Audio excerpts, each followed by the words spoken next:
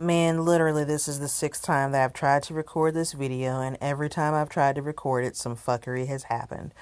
So I'm gonna just go ahead and take my time. Anyhow, what's good, what it is, what it do, what it be like? It is your girl Z, back with another video. Since I'm pretty well adjusted to this Pixel XL, I figured I'd go ahead and bring you guys a what's on my phone video. So without further ado, here we go. First off, again, this is the Pixel XL, 128 gigabytes of storage on Verizon's bitch ass network. I have the color Very Silver, which is a really redundant ass way of saying there's a sprinkle of silver on the back and the rest is going to be similar to a iPhone. Anyhow, so I try to keep the configuration as similar to that of my Samsung phones as I could, just for familiarity's sake, but some things that I couldn't change, or some things I actually preferred. First and foremost, I didn't think that I would like the fingerprint recognition on the back of the phone, but I'm actually pretty crazy about it now, considering that it's very natural to have your fingerprint recognition be on the rear, where most of your fingers wind up laying, especially for a phone this size too. Now, I know that the LG series, their G4, 5, and I believe 6, the power button and the volume rockers are all on the back of the phone, and they have the tap recognition where you can go ahead and tap on the front to unlock it. So the power button and the rocker on this phone, they are on the back. And pardon me, I'm getting comfortable because, again, I've tried recording this video for 11 times. The power and rocker and volume rockers for this phone are on the right-hand side, different to that of the Samsung series where the volume rockers were on the left-hand side of the phone. But I like that it's all in one place, not a crazy place, because I think it'd be kind of weird to unlock your phone exclusively with the back of the phone, but that's just an interesting little personal preference of mine. This is my home screen. I did not change my background. Normally I have a glittery background, but I actually kind of dig this little location-based wallpaper, and also based upon what time it is too. So, and I like how it has its little transition whenever you go to unlock the phone.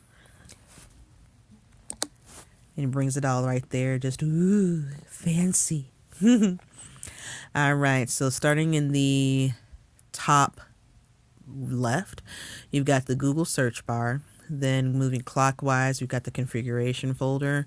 This configuration folder I've carried over from phone to phone to phone since I utilize Nova Launcher exclusively.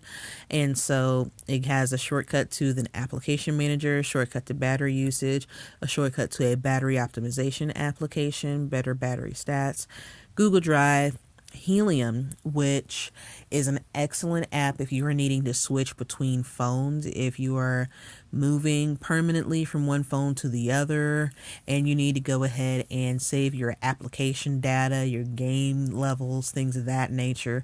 It is great to do that. I have the Pro version, which I think costs $3 or $4.99 in the Google Play Store, which also allows you to upload your backups outside of just the local storage device. You can go ahead, the local device storage. You can go ahead and upload to a cloud-based server if you need, and restore from a cloud-based server. It takes long as shit, but it's worth it so that you can go ahead and have your phone to be exactly how it is that you want it when you want it. Shortcut to settings, shortcut to Google as well too, where this photos button is. Normally on my other phone that was the gallery button. I'm getting used to using the Google Photos application regularly. On the Samsung phones it wasn't necessary because it was Google's photo service rather than the actual device storage. So, but getting used to that. Play Store, camera, then respective emails, Gmail, personal, good messaging, that is for work, Outlook, that it was for school, and then Yahoo's personal as well too.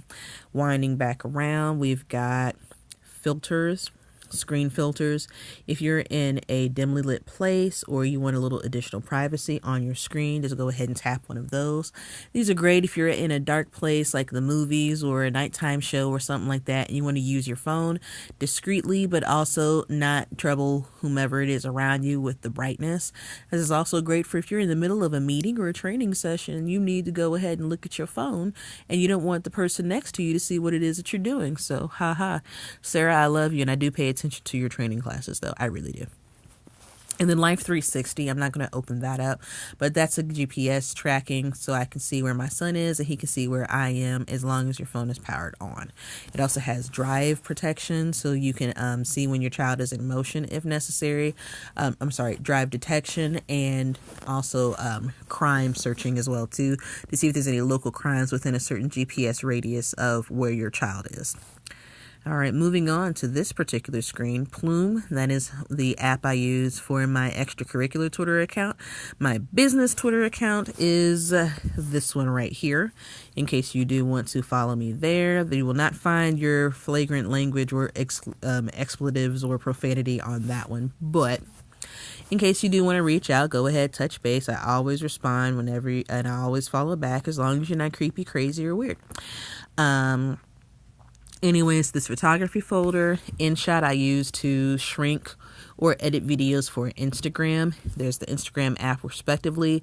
PhotoGrid, I utilize that in regards to making photo collages as well. I've been using that a lot more recently to make the thumbnails for my YouTube videos. And then TextGram, whenever I need to make a text graphic or quotable or something like that. Shazam is self-explanatory. Google Play Music, self-explanatory. All right, next up, Bible verse. Heaven and earth will pass away, but my words will never pass. Hallelujah. And I know you're probably wondering, what is this random bar that you've got up here? Let me tell you about this random bar though, son. So if anyone's coming from a Note 7 or a S7 Edge, you know that you actually can swipe through the edge. And actually, the only thing I used the edge for was to get to my favorite apps, or my most commonly used one. And this actually is an app called Circle Sidebar Pro. It has infinite scroll, so you can go ahead and set whatever amount of apps through this that you would like if necessary. And then also you can go into the application itself to go ahead and customize it. It has this about the same concept and premise as that of the Edge app, the app's Edge screen. You can go ahead and fully customize it to expand or decrease how big you want the what they call to be the trigger. I would call the sidebar, whichever, however big you want that to be, the height of it, how long you want it to be, the positioning as well too. You could also make a standalone floating button if you would like. You can change the color if you want to. And then you can also customize whatever apps to be there in whatever respective order as well too. Okay.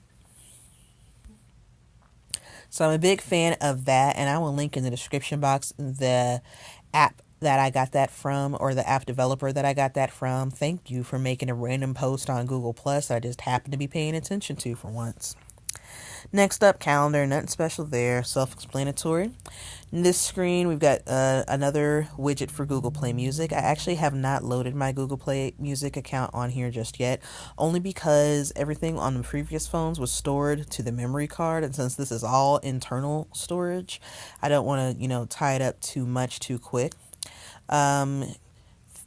We've got my step counter for my Gear Fit 2. Thank you, Samsung, for actually allowing other Android phones to utilize your mobile wear. I really appreciate that.